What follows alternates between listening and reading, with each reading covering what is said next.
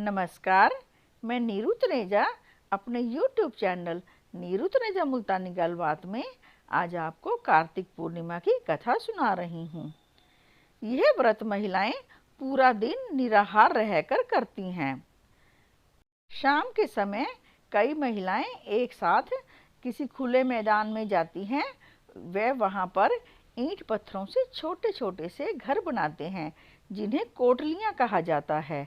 फिर इनमें दीपक जलाए जाते हैं व इसमें अन्न रखा जाता है। कहते हैं कि ऐसा करने से भगवान उनका घर धन अन्न से भरपूर रखते हैं। और उसमें एक कथा सुनाई जाती है जो इस प्रकार है। एक राजा था, उसके विवाह को कई वर्ष बीत गए लेकिन उसको संतान नहीं हुई। अब राजा को चिंता सताने लगी कि उसका राज्य कौन संभालेगा। फिर उसने विचार किया कि अब उसको दूसरा विवाह करना पड़ेगा। जब रानी को इस बात का पता चला तो वह चिंता में रहने लगी कि यदि एक और रानी आ गई व उसकी संतान हो गई तो उसका मान सम्मान तो घट जाएगा। अब राजा उसकी परवाह नहीं करेगा। वह हर वक्त चिंतामग्न रहने लगी। उसकी दासी ने इसका कारण जानना चाहा तो रानी ने अपनी परेशानी उसे बता दी। दासी एक दाई को लेकर आई। दाई ने भी उसकी परेशानी को समझा। वह उसे एक उपाय बताया। दाई ने कहा कि तुम राजा से कह दो कि तुम गर्भवती हो गई हो। फिर जैसे जैसे वह कहे वैसे करती रहना जब तक वह किसी बच्चे का इंतजाम भी करेगी। अब रानी ने उसकी बात को मानकर राजा से कहलवा दिया कि वह गर्भवती है। राजा सुनकर बहुत खुश हुआ और उसने रानी की अच्छी तरह से देखभाल करनी शुरू कर दी। जैसे जैसे दिन बीतते गए रानी अपने पेट पर कपड़ा बांध लेती थी ताकि वह गर्भवती दिखे। ज़्यादा समय बीतता गया तो वह अपना पेट मोटा दिखाने के लिए अधिक कपड़े लपेटती गई। इस तरह 9 महीने बीत गए। इधर दाई को कोई बच्चा नहीं मिल रहा था। एक दिन उसने देखा कि एक बिल्ली ने कुछ बच्चे पैदा किए हैं। वह उसमें से एक बच्चे को उठा लाई और रानी को देकर बोली कि तुम राजा से कह दो कि तुम्हारी बेटी पैदा हुई है। रानी ने ऐसा ही किया और राजा तक संदेश पहुंचा दिया कि उनकी बेटी हुई है। राजा यह सुनकर बहुत खुश हुआ और उसने अच्छा खासा समारोह भी किया। जब वह बेटी को देखने के लिए आ रहा था तो रानी ने कहा कि यहाँ के ब्राह्मणों ने कहा है कि यह बेटी अभी पिता के देखने के लिए शुभ नहीं है। तुम कुछ समय पश्चात इसे देखना। राजा ने सोचा चलो कोई बात नहीं, पिता तो वह बन ही गया है, इसलिए वह रुक गया। कुछ समय बीता।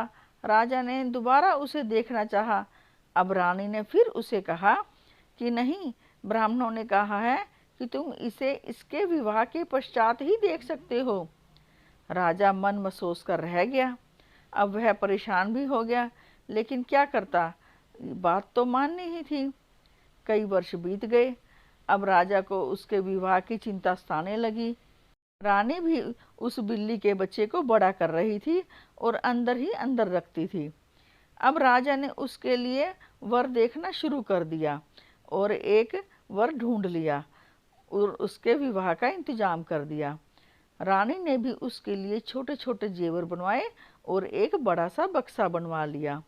जब बारात आई और बाराती उसे देखने के लिए आए तो रानी ने उन्हें कहा कि तुम इसे अभी नहीं देख सकते हो, तुम इसे अपने घर ले जाना और यह इस बक्से में ही रहेगी।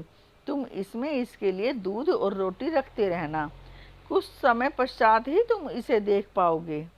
अब बाराती क्या करते, आखिर राजा की बेटी जो थी वह, खैर वे उस संदूक को ही ले गए जिसमें उनकी बहू यानी कि वह बिल्ली बैठी थी।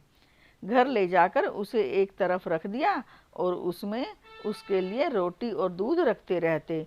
बिल्ली अंदर ही अंदर उसे खा लेती। अब कई महीने बीते। इधर वे भी उसे देखने के लिए बेचैन थे। एक दिन कार्तिक पूर्णिमा का व्रत आया। उसकी सास ने सोचा कि मुझे तो पूजा करने के लिए जाना है और पीछे से कोई है नहीं और काम भी करना है। वैसे अब तो बहू को आए हुए काफ़ी समय हो गया, क्यों ना मैं इसे ही कह दूं। मैं इसे देख तो नहीं सकती, लेकिन मेरे पीछे से तो ये काम कर ही सकती है। वह संदूक के पास गई और जाकर बोली, बहू रानी, मैं पूजा करने के लिए जा रही हूँ, तुम पीछे से निकलकर घर का कुछ काम कर लेना, तुम्हें यहाँ कोई नहीं देखेगा। यह कहकर वह चली गई। पीछे से बिल्ली बाहर निकली। वह काफ़ी बातें समझ चुकी थी। उसने धीरे धीरे झाड़ू लगानी शुरू कर दी। अपनी पूंछ से ही वह झाड़ू लगा रही थी। तभी वहां से एक साधु निकले। उन्होंने देखा कि एक बिल्ली अपनी पूंछ से झाड़ू लगा रही है। वे उस द्वार पर आकर खड़े हो गए और भिक्षा मांगने लगे। बिल्ली अंदर से गई, एक कटोरे में कुछ आटा ले आई। वह उन्हें देने लगी। वे साधु हैरानी से बोले कि तुम कौन हो, ये सब क्या माजरा है। बिल्ली ने उसे सब बात बता दी कि वह एक राजा की पुत्री है। साधु ने ध्यान लगाकर सारी बात को समझ लिया। वे उसे कहने लगे, अंदर जाकर एक लोटे में पानी ले आओ। बिल्ली अंदर गई और एक लोटे में जल लेकर आ गई। साधु ने उसमें मंत्र पढ़े और उसमें से कुछ जल बिल्ली पर छिड़क दिया। देखते ही देखते बिल्ली एक बहुत ही सुंदर युवती के रूप में परिवर्तित हो गई। वह युवती बोली, यह सब तो ठीक है, लेकिन मेरी माँ मुझे कैसे पहचानेगी। तब साधु ने कहा, तुम अपने पाँव की उंगली देखो। उसने देखा, उसके पाँव की एक उंगली अभी भी बिल्ली वाली ही थी। अब वे उसे आशीर्वाद देकर चले गए और वह भी घर का काम करने लगी। थोड़ी ही देर में उसकी सास आ गई। देखती है कि उसके घर में तो एक बहुत ही सुंदर युवती खड़ी है। वह समझ गई कि यह उसकी बहू है। वह उसे पाकर बेहद खुश हुई और उसे प्यार करने लगी। अब वह उस घर में एक बहू बनकर ही रहने लगी। कुछ समय बीता। अब राजा को भी चिंता हुई कि वह अपनी बेटी को नहीं देख पाया। अब वह रानी को बोला, मैं अपनी बेटी को लेने जा रहा हूँ। रानी ने फिर उसे रोकना चाहा, लेकिन राजा नहीं माना। रानी उसे रोकती रही, लेकिन राजा किसी भी तरह रुकने को तैयार नहीं था और वह चला गया। इधर रानी परेशान हो गई कि अब तो सारी सच्चाई उसके सामने आ ही जाएगी। अब वह क्या करे। वह चिंता में डूबकर छत पर जाकर बैठ गई। उसे लगा कि अभी राजा गुस्से में आएगा और उसे मार डालेगा। वह भगवान का स्मरण करती रही कि किसी तरह उसकी लाज बचाओ। छत पर बैठे बैठे वह भगवान का स्मरण कर रही थी। कुछ समय पश्चात देखती है कि राजा के पीछे एक बेहद सुंदर युवती बैठी है। वह दौड़ी दौड़ी नीचे आई और उससे मिली। राजा बेहद खुश था और जब राजा अंदर चले गए तो उसने उससे पूछा कि तुम कौन हो। वह बोली, मैं आपकी ही बेटी हूँ। रानी बोली, मेरी तो कोई बेटी नहीं थी, सच सच बताओ तुम कौन हो, तुम तो कोई धोखेबाज लग रही हो। फिर उस रानी को उस युवती ने पूरी बात बताई और निशानी के तौर पर अपने पाँव की वह उंगली भी दिखाई जो अभी भी बिल्ली की तरह थी। रानी समझ गई कि ये सब कुछ ईश्वर के चमत्कार से ही हुआ है।